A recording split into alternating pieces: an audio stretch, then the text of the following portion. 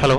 তো ওয়েলকাম করছি অ্যাগেইন। তো এই কোর্সে আমি আলোচনা করব মাইন্ড সেটআপ, টার্গেট অডিয়েন্স, যে আসলে আপনি কাকে চাচ্ছেন বা আপনি কোন অডিয়েন্স গুলো চাচ্ছেন বা আপনি কোন অফার কোন অডিয়েন্সের জন্য অ্যাপ্লিকেবল। কারণ অফার প্রমোট করলেই কিন্তু হবে না, আপনি একেবারে এক্সাক্ট টার্গেট করে আপনাকে ক্যাম্পেইনটা করতে হবে। আসলে কোন ধরনের মানুষ কোন ধরনের অফার চাচ্ছে বা কোন ধরনের প্রোডাক্ট চাচ্ছে আপনার কাছ থেকে, সেই টাইপের প্রোডাক্ট আপনাকে মার্কেটিং করতে হবে। আদারওয়াইজ কিন্তু আপনি কখনো সারা জীবনে আপনি ইমপ্রেশন হবে, ক্লিক আসবে এবং কোনো লিড কিন্তু আপনি পাবেন না। সেটা আপনাকে এক্স্যাক্টলি বুঝতে হবে। আমি একটু এক্সাম্পল দিই, আমি আপনাকে কয়েকটা এক্সাম্পল দিলে বিষয়টা বুঝতে পারবেন। Suppose iPhone X S Max, okay. তো দেখেন, আইফোন দিয়ে আমি সার্চ দিচ্ছি, আইফোনের অনেক অফার আছে। সিমিল সাবমিটেড, আপনারা জানেন, আইফোন বা গ্যালাক্সি বা আইফোন, এই টাইপের বহু ধরনের অফার, বিশেষ করে আইফোনের অফারই অনেক বেশি। হয়তো 100টা অফার আইফোনের, একটা হয়তো গ্যালাক্সি S10 বা 9 এরকম S প্লাস। তো আপনি যখন আইফোনের ক্যাম্পেইনটা করবেন, মাইন্ডসেট আপটা আপনাকে এরকম ভাবে করতে হবে যে আপনি যারা মূলত এই ধরনের প্রোডাক্টগুলো চাচ্ছে বা এই ধরনের আইফোনের প্রোডাক্টগুলো চাচ্ছে, তাদের কাছে মূলত আপনাকে একটা রিচ করতে হবে। আদারওয়াইজ যাদের দরকার নেই তাদের কাছে কিন্তু একটা রিচ করে কোনো দরকার নেই, ঠিক আছে। এবং এই আইফোনের অফার কোন এজের মানুষরা মূলত পছন্দ করে এবং সেটা ম্যান না ওমেন, ওকে। তো আপনারা সাপোজ ধরেন হচ্ছে আমার বয়স হচ্ছে ধরেন 40, আমার আমার বেশি যোগ থাকবে আইফোনের প্রতি, নাকি ধরেন যার বয়স হচ্ছে আপনার 18 বা 16 বা 20 এরকম, তাদের বেশি যোগ থাকবে? অবশ্যই তাদের। কারণ তাদের কিন্তু একটা আইফোন কেনার যোগ্যতা বা একটা কেনার সামর্থ্য বা ফাইন্যান্সিয়াল অবস্থান কিন্তু তাদের নেই। তারাই চাবে যে আপনি যখন একটা আইফোন অফার প্রমোট করবেন, iPhone win, iPhone get, iPhone free, এই টাইপের যে অফারগুলো আছে যখন আপনি প্রমোট করবেন, তারাই কিন্তু বেশি সাইন আপ করবে। কিন্তু যারা 40 উপরের বয়স, তারা কিন্তু এটার প্রতি ইন্টারেস্ট দেখাবে না। কারণ হচ্ছে তাদের already they have already iPhone, okay. তাদের কিন্তু অলরেডি আইফোন আছে বা অলরেডি তারা ইন্টারনেটে তার সময় খুবই কম দেয়। তারা এইসব সার্ভে বা এরকম চান্স টু উইন এই টাইপের অফারগুলো বা তারা অবশ্যই অ্যাভয়েড করবে। তারা অলরেডি আছে, তার তেমন একটা ইন্টারেস্ট দেখাবে না। এবং যাদের কাছে আইফোন নেই, যারা আইফোনকে খুবই পছন্দ করে, খুবই ভালোবাসে, তারা কিন্তু অবশ্যই 18 প্লাস এবং তারা বিফোর 24 বা 25 এর নিচে, এই এজের 18 থেকে 24 বা 25 এই টাইপের মানুষদের মূলত আপনাকে টার্গেট করতে হবে যদি আপনি মূলত আইফোন প্রমোট করতে চান। এই এজের এই রেঞ্জের মানুষগুলোকে মূলত আপনি প্রমোট করতে হবে আইফোন। এখন যদি হেলথ অফার ধরেন হচ্ছে ফিটনেস বা হেলথ অফার, ফিটনেস বা ওয়েট লস প্রোডাক্ট যদি আপনি করেন, ধরেন ওয়েট লস, এটা আপনাকে বুঝে নিতে হবে, ঠিক আছে। এটা কমন জি ওয়েট লস প্রোডাক্ট, ওকে। তো ওয়েট লস প্রোডাক্ট আপনি কোন এজে মানুষের কাছে আপনি টার্গেট করবেন? আপনি কি 18 থেকে 24 করবেন বা 25 করবেন? নো, আপনারা তাদেরকে আপনি টার্গেট করবেন যারা মূলত 30 প্লাস, ওকে। যারা অনেক সব বাল্কি হয়ে যায়। আর ওয়েট লসের প্রোডাক্টগুলো বেশিরভাগ ক্ষেত্রে এটা ওমেনরা বেশি বেশি পারচেজ করে এবং তারা বেশি শারীরিক যত্ন বা শরীরের প্রতি অনেক বেশি কেয়ার থাকে ম্যানদের থেকে, ঠিক আছে। এবং তারা কখন বেশি হয়, তারা বাল্কিটা কখন বেশি হয়ে যায়, তখনই হয় যখন একটা বাচ্চা হয়ে যায় বা যখন তারা একটু মেরিট হয়ে যায়, মেরিট হয়, তাদের সংসারের প্রতি একটু ইয়ে হয়ে যায়, তারা একটা ছন্ন ছাড়া থাকে না। সিঙ্গেল থেকে কিন্তু মেরিট মানুষের বেশি বাল্কি হয়, কারণ হচ্ছে এটা একটা শারীরিক গ্রোথও আছে, ফিজিক্যাল বা হাজবেন্ড ওয়াইফ একসাথে থাকলে একটু একটু বাল্কি হয়ে যায়, এটা একটা সাইন্টিফিক ব্যাখ্যা। এবং এটা বেশিরভাগই হয় সাধারণত 30 প্লাস, 30 টু 50, এবং এই এজ রেঞ্জের মানুষগুলো বেশি বাল্কি হয়।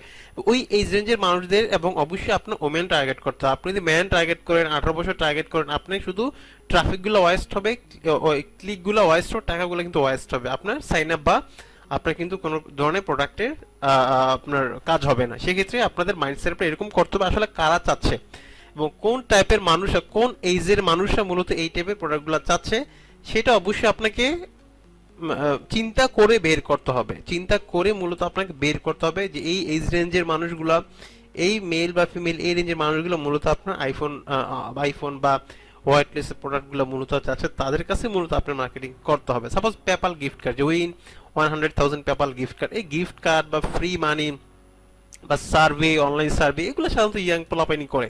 তো সেক্ষেত্রে তাদেরকে ওই এজ রেঞ্জের উপরে সবাই 65 পর্যন্ত টার্গেট করে কোনো ক্যাম্পেইন করা আপনার দরকার নেই, ঠিক আছে। আর ডিভাইস, আপনি কি ধরনের ডিভাইস, আপনি যখন আইফোন অফার প্রমোট করবেন আপনি কোন ধরনের ডিভাইস টার্গেট করতে পারেন। সাপোজ যাদের অলরেডি আইফোন আছে এবং যাদের অলরেডি আইফোন নেই, যাদের অ্যান্ড্রয়েড ডিভাইস আছে, যাদের আইফোন নেই, যাদের অ্যান্ড্রয়েড ডিভাইস আছে তারা কিন্তু আইফোন উইন হওয়ার ট্রাই করবে, একটা আইফোন তাদের প্রয়োজন, বা যাদের অলরেডি আইফোন আছে তারা কিন্তু অলরেডি এই বিষয়ে ইন্টারেস্টেড দেখাবেন না। তো সেই ক্ষেত্রে আপনি যখন ডিভাইস টার্গেট করবেন তখন আমি আপনাদের সাজেস্ট করবো আইফোন অফারের ক্ষেত্রে অবশ্যই অ্যান্ড্রয়েড ডিভাইস টার্গেট করবেন। এত করে দেখা গেছে যে আপনার একটা রেশিও বা একটা ক্লিক বা একটা কনভার্সনের রেশিওটা কিন্তু অনেক বেশি থাকে। নাম্বার ফাইভ হচ্ছে যে আপনার কোন ধরনের ডিভাইসগুলো টার্গেট করবেন। আপনারা জানি যে সোশ্যাল মিডিয়াতে যখন আপনার কোন একটা ক্যাম্পেইন প্রমোট করবেন, সোশ্যাল মিডিয়াতে যখন আপনার সাপোজ ইনস্টাগ্রাম, টুইটার বা হচ্ছে আপনার হচ্ছে ফেসবুক, এইসব জায়গায় যখন আপনি কোনো একটা ক্যাম্পেইন করবেন তখন অবশ্যই আপনাকে মাথায় রাখতে হবে যে 75%, 70-80% ট্রাফিক কিন্তু মোবাইল বেস, আর 20% ধরুন ডেস্কটপ বেস। সেক্ষেত্রে আপনি যখনই কোনো অফার টার্গেট করবেন আপনি চেষ্টা করবেন যে মোবাইল অ্যালাউ কিনা, অপারেটিং সিস্টেম মোবাইল অ্যালাউ কিনা, ওকে। এবং হচ্ছে আপনার চেষ্টা করবেন যে মোবাইল ডিভাইস আপনি টার্গেট করার জন্য। যখন আপনি ইনস্টাগ্রাম মার্কেটিং করবেন, ফেসবুক থেকে ইনস্টাগ্রামে কিন্তু অনেক বেশি মোবাইল বেস ট্রাফিক, অলমোস্ট 90% উপরে বলতে পারেন যে মূলত ইনস্টাগ্রামে মোবাইল বেসড ট্রাফিক। তো মোবাইলকে মূলত আপনি যখন ক্যাম্পেইন করবেন মোবাইলকে মূলত আপনাকে টার্গেট করতে হবে।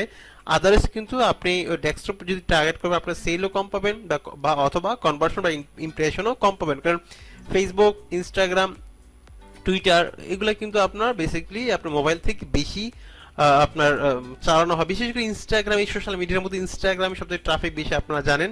মোবাইল বেস ট্রাফিক যদি আমি ধরি সেক্ষেত্রে ইনস্টাগ্রামে কিন্তু মোবাইল বেস ট্রাফিকটা বেশি। এখানে মূলত অবশ্যই আপনাকে মোবাইলকে টার্গেট করতে হবে, ঠিক আছে। এটাকে বলি আমরা মূলত মাইন্ড সেট আপ, যে আসলে কাদের কাছে মূলত আপনি প্রোডাক্ট আপনি পৌঁছাবেন, কাদের কাছে মূলত আপনার মার্কেটিংটা করবেন, এক্সাক্ট পার্সনের কাছে আসলেই তারা এই টাইপের প্রোডাক্ট চাচ্ছে কিনা, এবং আসলে কোন ধরনের মানুষ কোন এইজ রেঞ্জটা সব থেকে বেশি কিন্তু এখানে ফোকাস করে। সেক্ষেত্রে যখনই আপনি ক্যাম্পেইন করবেন আপনার মাইন্ড সেট আপ করে নেবেন যে এই ধরনের মানুষের কাছে, এই টাইপের মানুষদেরকে মূলত আমি এই অ্যাডটা আমি শো করাবো, ঠিক আছে। সাপোজ আরেকটা যদি বলি যে সাপোজ ধরেন ডায়াপার্স, ফ্রি ডায়াপার্স অফার, ফ্রি ডায়াপার্স, ওকে। তো এটা একটা অফার্স, এটা খুব ভালো কনভার্ট হয়, এইটা একটা ম্যাক্সিমাম অফার্স, ম্যাক্সিমাম অনেক নেটওয়ার্কে থাকতে পারে, তো আমি মূলত ম্যাক্সিমামটি নিয়ে কাজ করি। তো ডায়াপার্স, এটা ফ্রি ডায়াপার্স, এই অফারগুলো আপনি একটু চিন্তা করলে বুঝতে, এটা আমি আলোচনা করিনি, আপনি নিজে একটু চিন্তা করে ধরেন যে আমি কাকে টার্গেট করব, কোন এজ রেঞ্জের মানুষের কাছে কাকে টার্গেট করব। সেক্ষেত্রে অবশ্যই ফার্স্ট অফ অল অবশ্যই হইতে হবে শি ইজ মেরিড, কারণ তার বেবি আছে, সেই কিন্তু একটা প্যাম্পার্স বা একটা ডায়াপার্স তার একটা দরকার, হয়তো সে ফ্রি নিতে পারে। সেক্ষেত্রে আমি অবশ্যই মেরিট টার্গেট করতে পারি।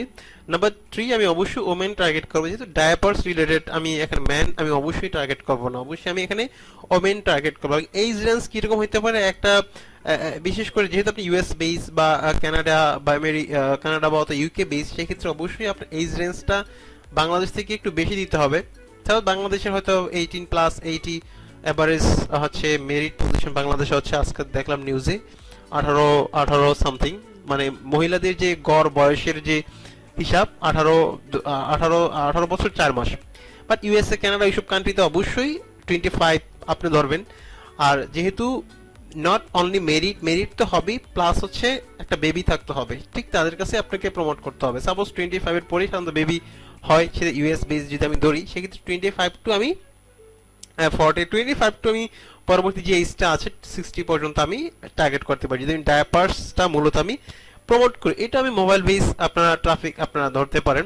তবে আপনি যখন একটা অফার সিলেক্ট করবেন ওইখানে আপনি অফার্সটা পড়ে নেবেন যে এই এই এই অফার্সটা কিন্তু মোবাইলে এটা অপারেটিং সিস্টেমটা অ্যালাউ করে কিনা।